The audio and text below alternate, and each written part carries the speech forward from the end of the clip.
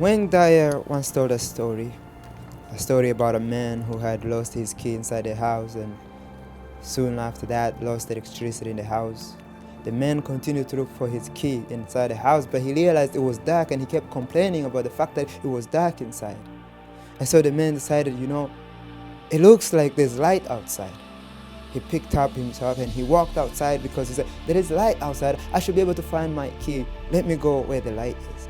He walked outside, he began looking for the key, and then people came and they started helping him look for the key. Realizing that there's no key to be found, people began asking him, where exactly did you lose your key? And the man would say, I lost it inside the house. And the people would be like, what do you mean you lost it? I lost it inside the house. Then people realizing that he's lost, that he's confused, they would just look at him, shake their head and walk away. And the man just continued to do this over and over and over. More people would come and more people would realize that he's lost. This story is me just a few years ago. This is my story. This is my story because for many years I have looked elsewhere for the key which I had lost at home, my home, both within me and my home as in where I was born. First, let me tell you what my story is for you to understand what I'm talking about. I was born in Rwanda 34 years ago. I was born to a Tutsi mother and a Hutu father. About 22 years ago, Tutsis went through a genocide where almost 1 million people lost their lives in less than 100 days. The things I'm talking about are things that until you see them, you think it was a movie. But this was what happened to my people. Seeing neighbors, people who you knew, turn into evil in one day. Young people at my age, people I used to play with, and then I'll go back the next day and they're gone. They're gone. I'm talking about bodies for weeks. I'm talking about families with nothing left for them to look forward to.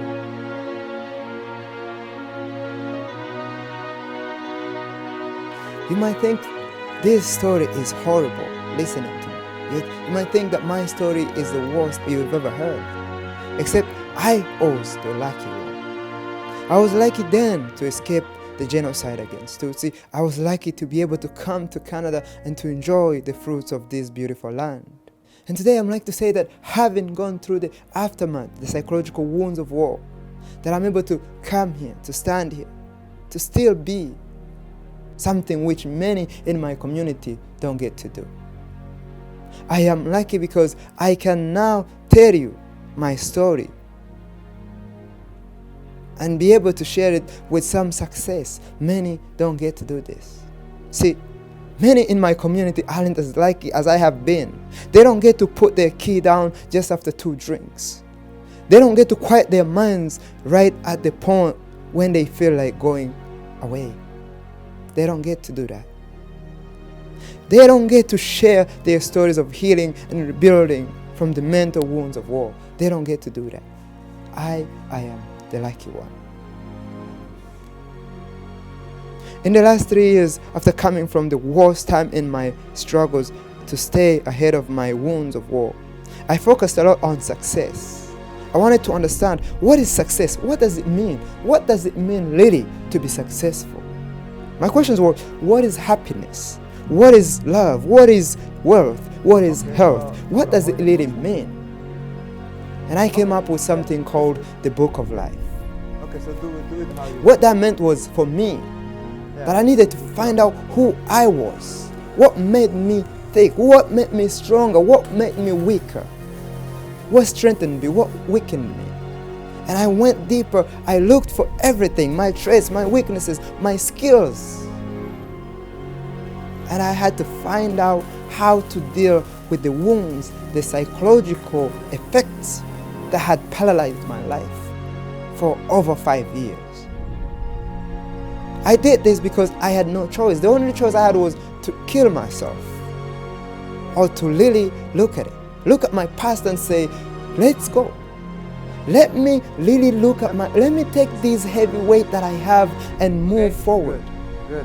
Let's do this. And I'm hoping that now that I have done it, that I know how hard it is, but it is the best thing you could ever do in your life. And so I am hoping that we can begin to do this together. Because the key that we're looking for is within ourselves.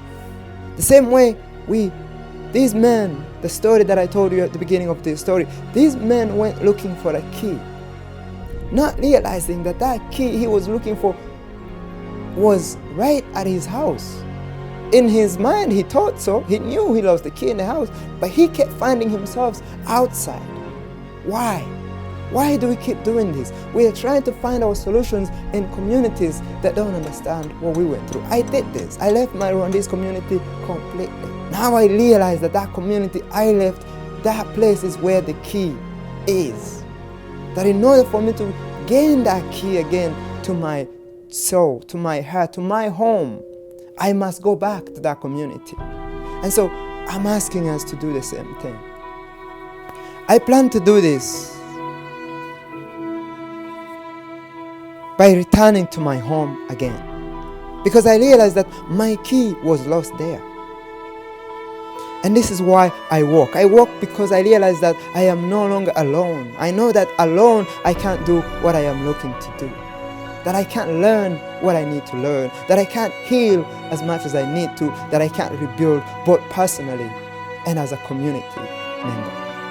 And so I have begun a process of returning back home, and with this process I am also asking for others to petition in order for people like me to have a place where we can go and share these stories, to help each other find our home again, to really deal with the PTSD challenge that we all face. Because I realize that this is the only way we get there. We have to communicate, we have to talk about it. We don't all get there at the same time, but we have to get there.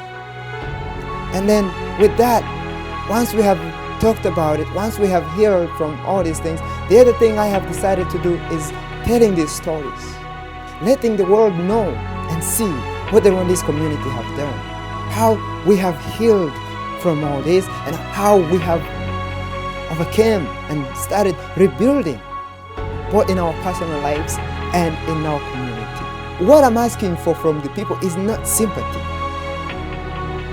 Yes, we need that, but that's not what I'm asking for. What I'm asking for is for people to come and walk with us, for people to know what we're going through, in order for them to see that we have to come from far, but we're willing to do it, so long as we're given a chance to do so. And it begins with us. But I am asking the Canadian community to support us, to help us move forward. And I am asking my community to be open, to really look at our past and take it on and realize that we can never forget these things, that it is impossible to forget what we went through. And if we try, we're always going to fail, because these things are a part of our life. And so with that, I ask you to support my cause, to help me share this message of healing, and to allow for us to come together and to really look at these psychological wounds of war as what they are, which is that they are just like any other sickness. Like people have cancer, they work on it. You have mental health issues, you have to work on it. So please, let's join together and let's take the walk. Let's take the journey forward. Thank you.